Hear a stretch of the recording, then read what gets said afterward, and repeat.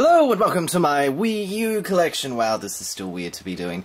I always think, oh, I'm going to do this really intelligent discussion where I discuss the Wii U and sort of what I think of it. And then I get now, it's like, oh no, my verbatim is falling terribly, and that's what happens. I love the Wii U. I got it last year for my birthday, for my 21st birthday. So, maybe there's a little bit of that into it. But I do think it's one of the most interesting, innovative systems that is unfortunately just being tragically underused, underappreciated, and sort of like readily discarded by everyone. I think there is so much potential with everything to do with it, and it's even, in terms of like the hardware, the actual power of the system is the thing that has been most criticised, but it's actually not in a terrible position in one sense, in that the PlayStation 3, minus stuff like Deadly Premonition, which we'll just put there because it's better than looking at nothing, they all look great, in my opinion. I mean, I still collect for the PlayStation 1. I mean, it's not, I suppose you gain appreciation for sort of like where graphics have been, where they've gone. The only problem with PlayStation 3 games, aside from Deadly Premonition, which is obviously looks just beautiful, is that they sort of like, if you were to classify it, they sort of like run medium settings on a PC, if you sort of think of it that way, which means that they have sort of low resolution textures, which actually doesn't matter so much for a TV. It matters on a PC because you're close up to the screen, you can see it very closely. In the case of the Wii U though, you've practically got a lot of the polished features that you get from a PC game on the hardware, the console hardware, which makes everything look quite good. Maybe almost as good as Deadly Premonition looks. Who knows? Obviously, there's going to be exceptions. The early games weren't very well optimized, but I think even the Wii U tablet, which is sort of like, oh, they should dump the Wii U tablet, which would lose the entire... It was a way of innovating with sort of like, if you're going to use it, a gimmick. You could use gimmick in the positive, not the negative sense. I'm not sure whether that actually makes sense. I have to look up the definitions again. Using a gimmick, but it didn't actually... Whereas the Wii U, not the Wii U, the original Wii with the Wiimote, whenever you had motion control, yeah, well, we'll control it with our hands and gallop around like a... I don't know. That cut off a lot of people. I loved it. But there were so many games that it just didn't work well with, which was such a problem. Whereas the Wii U gamepad, because it has buttons and you can play it like that, and then you have the map in between, on a lot of games, it's got so much functionality for everything. There's a purpose for everything except Donkey Kong Country Returns. Apparently, they couldn't figure out anything good to put on it then. And I do wonder whether it's going to run into sort of like the problem that Pokemon X and Y had, in that the Nintendo game, which was published by Nintendo, which was meant to be promoting the features of the 3DS, such as the 3D, had the very first Pokemon game in 3D, without the 3D effect for most of the game, and when you put it on in the battles, then it ran at 3 frames a second. That's an exaggeration, but you get the idea. I do wonder whether Nintendo's going to end up ditching their own idea before sort of like other people grasp onto it. I mean, there's just so much potential. I mean, even if you think of like dual screen StarCraft, where you have like one skirmish going on on the TV screen and another one going on the bottom, then you can multitask and I think it's amazing. Anyway, I like it. It has a new console feel to it as well. I haven't brought a PlayStation 4. I probably won't for a couple of years, though I love the Sony brand. Anyway, Lego City Undercover. This was not a GTA clone. It's hard to describe what this is. It's an open-world Lego game. Well, there, I just described it. Well done, ShakeAlmighty! You just did the impossible. Wow, I've gone for 4 minutes already. I better be quick. I think it's brilliant. It's very funny. You can see there's the limited edition. If you want to have a look at... You can't really see it. Oh, obviously you can't see it there. But the way that European and American Wii U cases look is different on the spine, which I think is fascinating. I might be the only one. Yeah, no, it's really entertaining. The only problem is that the actual city is brilliantly designed, but the missions? I don't know what it is about them, but they're sleep-inducing. maybe it's just like they go. You've got the open world part, which is sort of like Grand Theft Auto-ish, in the sense that it's just an open world where you get in cars. It could be used with a licensed soundtrack, I think. But it looks amazing, I thought. But the actual levels, they go back into more traditional LEGO Star Wars-esque levels, where you've got puzzles to solve and things to collect, and it's just not as interesting as the rest of the game, which is very unfortunate. I'm doing the miniature collector's editions. Assassin's Creed 3, you can sort of see it there. See? Blue on the spine. This was a collector's edition, although I got it for very cheap because it was on sale, because no one was buying Wii U games. Yay! I think that Assassin's Creed 3 is perhaps the least liked out of all of the Assassin's Creed games, mainly because I don't actually know what people were expecting. Maybe because I didn't like Assassin's Creed 1 or 2 very much. But I really, really liked Assassin's Creed 3. Strange, isn't it? I guess different perspectives, different things. I love the American Revolutionary setting. I love the interesting discussions that I actually had about history. The only problem that I have with the game, and this actually relates to history, is that whoever wrote the codex, if in history you're meant to remain objective and neutral and unbiased, which is kind of strange because you're also meant to be providing an argument, generally speaking, when you're writing like an essay. But it's to remain as objective as possible using the evidence, not like skewing things towards a particular side to the point of like lying to the person. Whoever wrote the codex, there is so much cynicism, and it's meant to be funny, but it really rubbed me the wrong way. And I think, considering that this is a historical series, I think the problem with the way that the codex is written needed to be addressed in its sequel, which, coincidentally, it was. Most people will talk about how the pirate ship innovated and it's more Assassin's Creed, but it's better because it's got pirates and stuff like that. The highlight of this game for me was that they actually fixed the way that the codex was written, because the previous game was trying to be funny, but it came across as snarky, which came across as manipulative, in my opinion. This is just hilarious. It's sort of like a breakdown of the way that historical movies, fiction, video games are created. There was this line where they were like talking about this church, but it wasn't actually. It turns out in the codex it wasn't actually built in the time that the game exists, and they're like having this email conversation between each other. It's like, oh, I can't remember exactly what it was. It was something about sort of like, oh, well, we want to promote this, makes a much better tourist attraction, which is so much. I think this one actually understood sort of how to create a. This is a history game, I think. Not historically accurate necessarily, but it understands its own limitations, which is so important. I thought the actual... I don't think the story was as interesting as the one in Assassin's Creed 3. I love the relationship between Connor and his father, and that you started as his father. And just the opening hours of Assassin's Creed 3 I thought were the most enjoyable parts, even though most people hated because they were too handholdy. And they were, but I liked the story. If it had gone on for however long the rest of the game had, then I would have been gone mad by the time it ended. But it finished as soon as I was sort of like getting, okay, I kind of want to just, I don't know. Anyway, Assassin's Creed 4 is really good. But not as good as Deus Ex Human Revolution Director's Cut. Oh my goodness, why did you buy that, ShakeAlmighty? Oh, look, I'll show you the cover. See?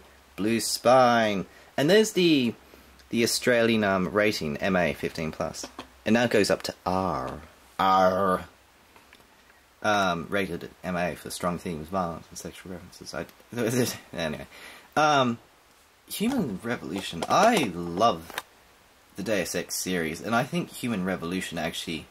I mean, it's impossible to say whether it actually exceeds the legacy of the original game. It'll never exceed the legacy because the people that like the original game, like such as myself, are insane and driven by nostalgia. But I do think that there's such an atmosphere to the original Deus Ex, and it really, Deus Ex Human Revolution, I think, captures it. I think the change in colour, even like this is all yellow, that's sort of like the main colour in the game, whereas the original was blue. It would have worked out if it was blue because of the Wii U, but anyway, minor differences. And it works so much better on the Wii U, just being able... I might even like it better than the PC port. I mean, The thing is, I'd prefer stealth games on consoles to PCs, because with stealth games, they're much slower, so you don't need to aim with pinpoint accuracy. I hate to play like a Serious Sam game on a console, that'd be nightmarish, but as for stealth games, which is a stealth action RPG, it's more of a shooter in honesty, but obviously, like Mass Effect, it takes cues from the RPG genre so that it basically can be considered an RPG, and I agree with it. It's an RPG in the spirit and how it's structured with all the things you can do. It's very freeform, you can go wherever you like within reason. I think it's brilliant. It's a great stealth game. And it's just so... I don't know, there's something about crawling through vents and coming out in places that you don't expect that is just amazing. And it got that from the original game, and the director's cut's even better than the original one on the PlayStation 3, PC, etc. Resident Evil Revelations. It's just like the 3DS game, only in the high definition, which is very, very, very true. I love the 3DS game. Kudos to Capcom for actually redeeming themselves before going back down to Resident Evil 6, which isn't actually... Resident Evil 6 is just weird, it's not terrible, I don't think. Darksiders 2! This is another one. This was sort of... Some people love it, some people seem to hate it, because it's very copy-ish. The original Darksiders did this even more so than the second, in that it copied elements from God of War, and then from Zelda, and then from Portal, which is like the strangest thing to take something from. But even though it did all that, there was sort of like, well, this is the God of War section, and this is the Legend of Zelda dungeon section. Whereas Darksiders 2 sort of took those elements again, but fused them much more naturally, and it has a very solid action RPG on top of all of that. So it's an action RPG, God of War style, Legend of Zelda dungeon crawler game. With loot, which is amazing. And it runs pretty well. And it has 5 additional hours of gameplay included. Wow! What value? You can't ask for more than that. Zombie U! This is a weird, weird game. I don't really like it, but it's not for a very particularly valid reason. I don't know. Even though I love Resident Evil, I don't think the reason I like Resident Evil is because it has zombies in it. I think it's sort of in spite that it has zombies in it. I don't think zombies are...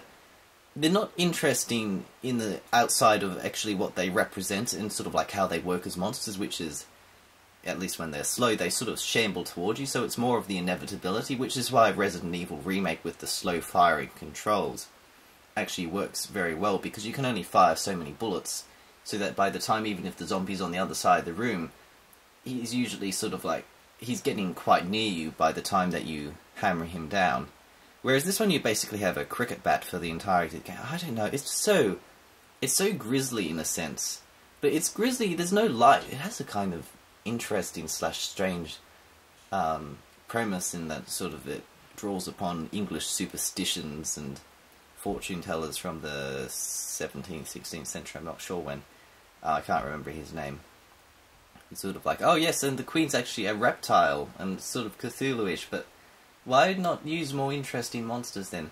I think the name, it's Zombie U. I mean, what do you think it's going to be about? It's about zombies. Then again, the thing is that it was reviewed poorly, and I don't think it really deserved that. I mean, it was slow and clunky in some ways. It's certainly not extremely original outside of the concept. But it's more... It has an interesting multiplayer. It's a strange game to describe. Monster Hunter 3 Ultimate. Oh, this is the greatest game ever made. No, it's really... If you haven't played Monster Hunter, you basically start out as a nobody hunter, adventurer. You're in a village, then they say, okay, go out and kill these jaggies, and you go through, you climb up. It's got the most simple story you could possibly imagine, yet at the same time, I thought the plot twists in it were so clever. Look, they weren't even plot twists, I don't know. It's just that the way that, it's a different way of telling the story to something like The Last of Us, and I love the way that The Last of Us tells its story.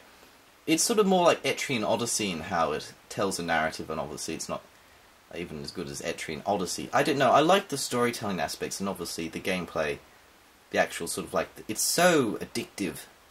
But you feel like, I think the narrative ties completely into the gameplay, which is why I spent all the time talking about the narrative as opposed to actually why it's so much fun killing giant monsters with giant swords online. And it actually makes typing easy because of the Wii U gamepad. And you can play off TV, although that wasn't originally, that had to be patched in. I'm going to reverse the orders of these two. Oop, yeah. Batman Arkham City, I actually already beat it on PS3, and then I was like, oh, do you want to buy it for $13? And I was like, okay. Because I did, but the port on the Wii U isn't especially wonderful. It has a lot of frame drops at the PS3, and that was what a lot of people were concerned. It's like, oh no, the Batman Arkham City, it doesn't run as well on the PS3! The PS3 is so old! Oh no, we're going to die! And then sort of it turns out, no, it was just a really bad job with the port. Not anything other than I like Arkham City a lot.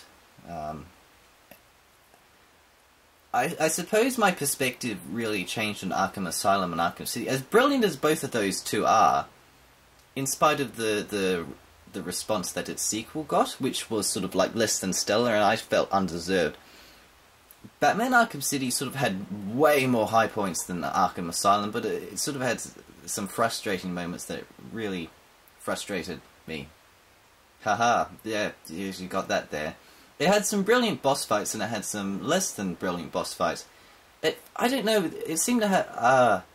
it's a strange game to put your finger on, because in one sense it's absolutely brilliant, in another sense it's like, oh, okay, it keeps on going, does it? But the thing that I liked about Arkham City more than anything was the sort of like the... I put it down when I was playing on the PlayStation 3 because I was playing on hard. Hard mode doesn't actually give you anything on the PlayStation 3, it's just there to basically say, okay, you get gold or whatever trophy for beating it once, and then you get another one for New Game Plus. But you could play on easy and then go to New Game Plus, and New Game Plus is sort of meant to be the hard mode. And I always play my games if providing they're reasonable on the hard difficulty. I basically got to... there were so many points where I got so frustrated with the combat in that I basically forgot how I played it in Arkham Asylum, which was a much smarter way of doing it than what I was doing in Arkham City, because I was trying to incorporate the counters, whereas I don't think I encountered once in Arkham Asylum. Anyway, we're getting kind of distracted, but I thought the actual conclusion, like the final, you have to climb a tower, basically. But the tower climbing part and the Predator missions to do with that, and then the sort of final boss fight, and the interaction with the Joker. The Joker's brilliant in this, but perhaps not as brilliant as he is in Batman Arkham Origin. Yes, that's right. The game that got 3 out of 10 from Jim Sterling, I think it was. It may not have been Jim Sterling. I can't imagine anyone would rate it that low. Mind you, Jim Sterling always tends to... anyway, getting distracted. I'm playing this at the moment, and obviously, perhaps I'm letting my emotions get in the road a little bit from sort of like being... But I like it so much more than either Arkham Asylum or Arkham City. In one sense, it's more flawed in that there's sort of like... I've had strange things where I swore I hit the dodge button, and sometimes you do it, and I don't blame the games very often, because 99% of the times. But it literally was. I pressed the dodge button, and Batman just stood there. And then I kept on pressing, and then he just took an attack, and we died. Maybe it's basically the game registered that I was going to die anyway, so it's just like, just stand there. That was a strange moment. But the actual adventure, I think, is so much more interesting, and so much faster. I don't know. I just love but particularly the way that the story actually heads is much more interesting. And I even like the combat more. I like everything more about it. Why was it so hated? Well, actually, no, why? Because the PlayStation 3 version was terrible, and expectations were too high from the previous two games that didn't innovate enough. Scribblenauts Unlimited. Oh, well, listen to that. Unlimited. Oh, I love this game. This is another brilliant... I'm kind of getting a little bit... Have I actually covered any exclusives so far? Oh, wait, there was Zombie U. Yeah, that's a strange thing. All of the Nintendo games... This is an exclusive, kind of, except unless you... providing you exclude the 3DS and PC. I think that everyone sort of hated this one. Not hated, but... There's already 2 Scribblenauts games as well as sort of like releases, so the gimmick had worn off. And this was the first one that I actually enjoyed. I didn't like the one on the DS, not that I played it for very long.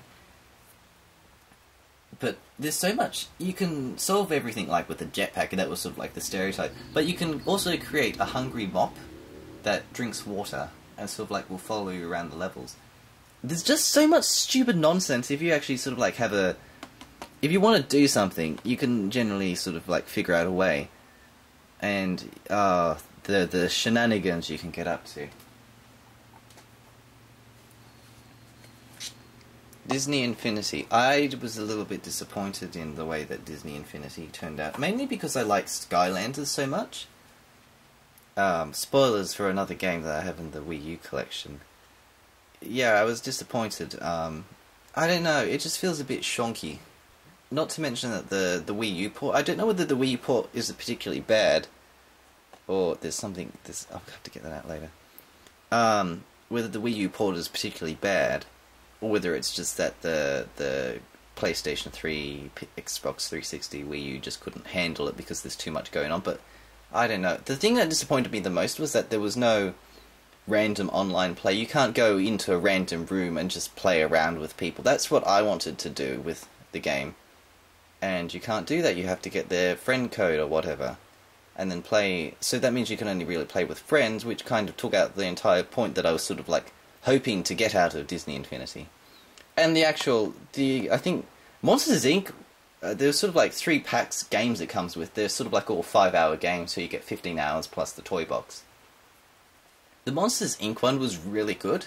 I really liked the Pirates of the Caribbean one as well. The Incredibles was a little bit disappointing. But yeah, no, it's not terrible. It's pretty fun. I liked Skylanders though because it was more directed. Need for Speed Most Wanted. Why do I keep on buying racing games? I don't know. There's some kind of strange obsession where you sort of like, you get in the mood for a racing game and then suddenly there's nothing more that you want. And the strangest thing about racing games is that I'm not actually interested in the racing, I just want a look at the city. I'd much prefer a game where you could walk around as a pedestrian and take pictures of the buildings. This is the strangest thing. But that would be my perfect driving game. Or take pictures of the landscape, because they always have such amazing landscapes and cities. But you're stuck driving around them. I mean, what's the point of that? I mean, racing? Oh, I don't know. Now we're getting into the good stuff. Nintendo Land. This was one of the, sort of like the pack-in titles, except it wasn't a pack-in title with all of the Wii U's, which I thought was a stupid decision. I also think that it was silly that they only created like an 8GB model for the Wii U and then a 32GB. Both of them are so small in terms of storage. That's the one thing I didn't like about the Wii U. That was a mistake. Maybe it was to keep the price down, but heavens knows how much it would cost if they made like a 300GB model.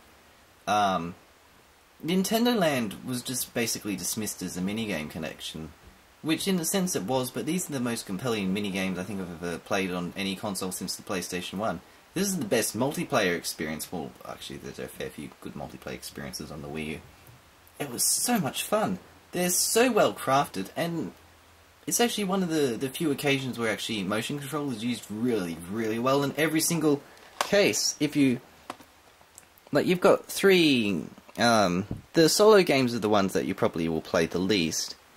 The competitive ones. I wish there were sort of more, and then you've got the team ones. The Legend of Zelda, where you use the Wiimote to swing the sword, is the best use of motion control I think I've ever come across. It's so much fun.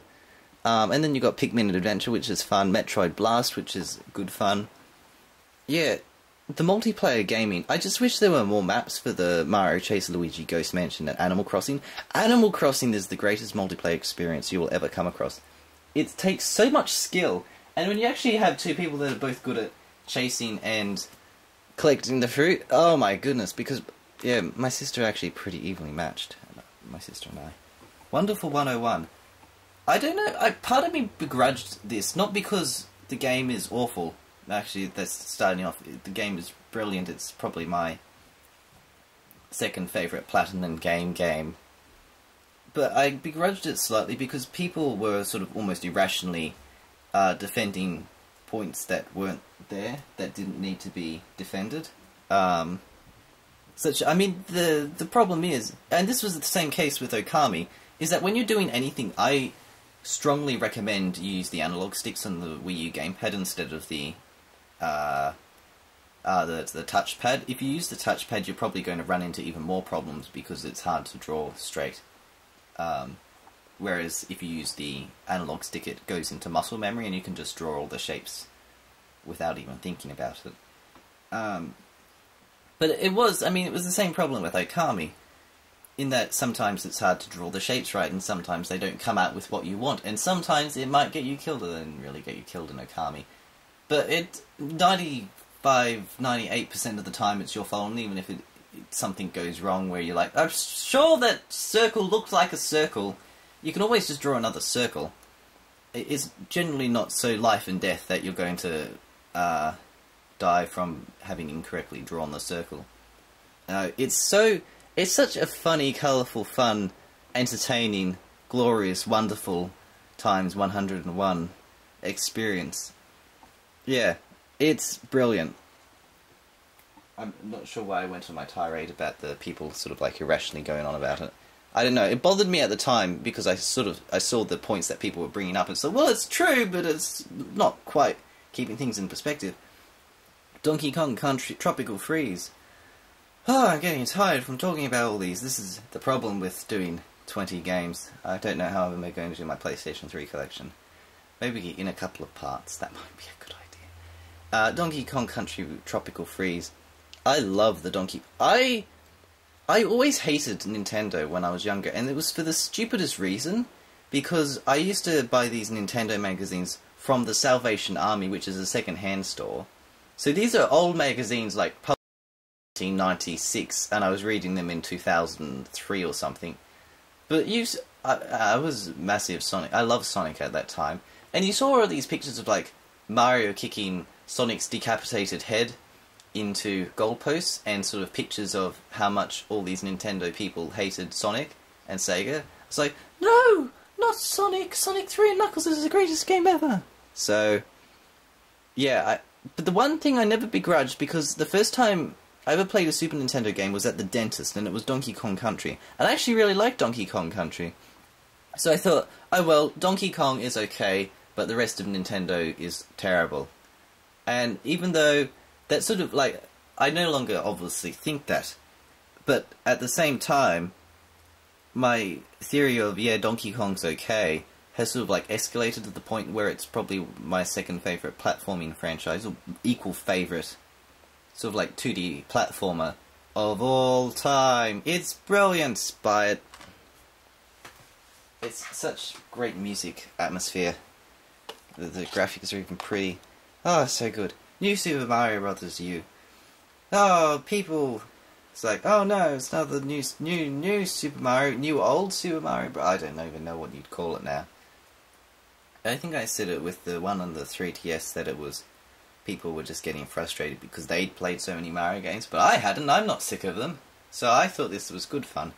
But what surprised me more than anything is that if you listen to a lot of people talking about the game, they was like, oh well, yeah, it's good fun, but the multiplayer is terrible.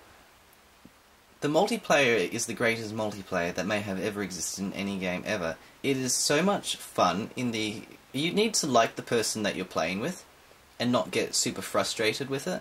But in a sense, because I'm better at the game than my sister is, but at the same time I'm so much more reckless, so we both end up dying all of the time. Ah, oh, so much fun. Ah. You think of Let's Plays, and sort of like what makes Let's Plays appealing. It's like, what makes Let's Plays appealing in video game form? I wish that we could record my sister and myself playing it. It would be actually quite worth watching. Even I would re-watch it. Super Mario 3D World. But maybe not as worth watching as Super Mario 3D World was. Worth watching if you wanted to play that. Yep. Super Mario 3D World, in comparison to Super Mario 3D Land, which I thought, it wasn't, again, sort of like awful. It was, in a sense, brilliant, but in another sense, it was a little bit boring in terms of the aesthetics of it all. nope, they fixed all that. It's actually, this is probably one of the more fun 3D platformers. And the brilliant thing about it is that if you sort of like have that irrational hatred of Mario, like I did, because he used to kick Sonic's decapitated head into goalposts, Mario Soccer, which I don't even know whether Mario Soccer even is. Oh wait, yes I did. Yeah. Stupid Mario. You don't even have to play as him. I played as Toad and my sister played as Peach. Oh, it's the most fun game. Oh, it's so good. Yeah. We actually beat it, this is the first game we ever actually beat cooperatively, which is strange considering how many games we've actually played cooperatively together.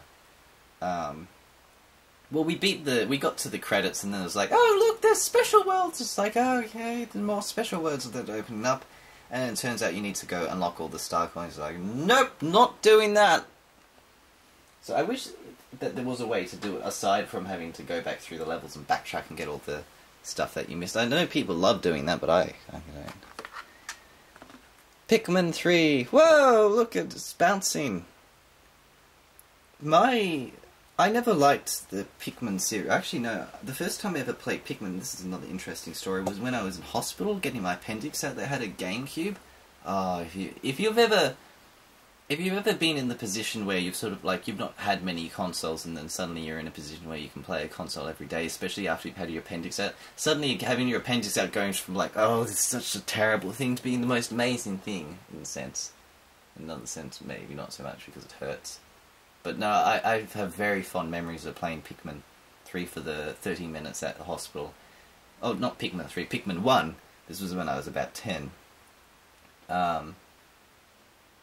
And I don't know how old I was, maybe 10, 12, 11, somewhere around there.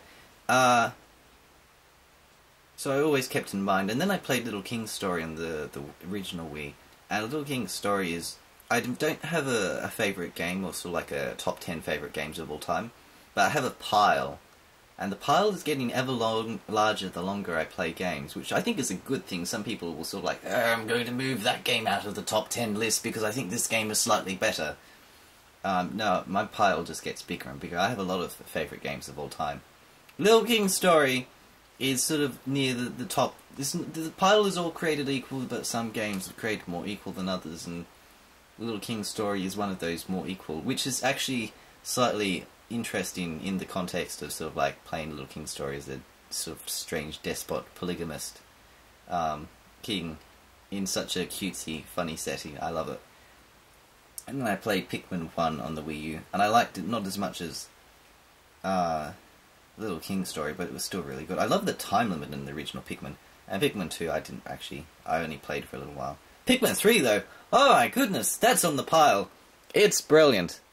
It's one of those games that actually really benefited from and sort of demonstrates how pretty the Wii U can actually look. Again, using limited graphics, but you use them in ways that bypasses the limitations of hardware. Again, sort of like how Vagrant Story on the PlayStation 1 manages to look really good and actually have a really good animation in spite of being on the PlayStation 1. Rayman Legends! The Rayman series has had such a... It started off on I don't know whether it was PlayStation 1, it was on PC or all kinds of platforms, and then it was a really hard 2D platform. It didn't have quite the identity that it would later find in the Origins, the Legends games.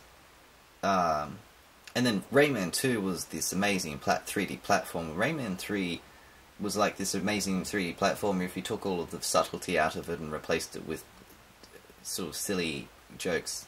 Which was still okay, I never played it at the time, so I have no nostalgia for it, and it's like, I'd much rather play Rayman 2, because that's on the pile. Rayman Legends is on the pile. It's utterly brilliant. Actually, a lot of these games I would consider to be on my pile, particularly Monster Hunter. Oh, Monster Hunter. Yes. Rayman Legends was obviously very well received. There isn't too much to talk about there. Skylanders Giants. Oh, this was another one of those things where I thought, oh, well, this is going to be stupid. And then 3 weeks later, you've got 30 figures on your desk, and it's like, oh no, it's taking over my life! This is a really solid action RPG, dungeon crawler-esque game. If you took out all of the dungeons and replaced them with happy, funny jokes that are sort of like, I don't know, it's a kid's game, but at the same time, it's a really entertaining kids game. And oh my goodness, if you want a challenge, put it on hard. One of the most demoralizing things you'll ever come across is playing a two-player game. But the problem with Skylanders Giants, well, it's not a problem, but the problem that you run into if you play it on hard with a friend, or your sister, is you both take damage. So it's harder to keep an eye on both of your characters, so if one of you dies, then that Skylander's gone for good. So then suddenly, sort of like your army of 30 Skylanders, at the end of the level, you sort of like have one of the toys that you hardly ever used in level 1, and then you sort of like, oh, please beat the boss, and it does, but it doesn't even get enough experience to level up. That's what Skylanders are like. It's one of the most sort of like horrible feelings, having sort of like gone through a level and then have every single person die because the monsters hit at an abhorrent amount of damage, and then leveling them up and then taking your revenge, terrible revenge on the level that you previously died upon. That's why I like hard games, because it encourages fiery retribution. Legend of Zelda: The Wind Waker. I actually got the collector's edition. I can't be bothered to get the actual collector's edition, but I can. This was the European. This was one of the times when Europe actually gets one of the better deals than the Americans. The Americans got the better box for the collector's edition. The box for the European. Although I still like the box for the European one. It's not that much of a difference, but we got this metal plastic container, which I think looks amazing. And I always say the problem. I hate the term overrated, because there's such arrogance that goes into using overrated, in the sense that you sort of think, well, my opinion's right, your opinion's wrong, such and so forth. Why can't we all get along? Yes. I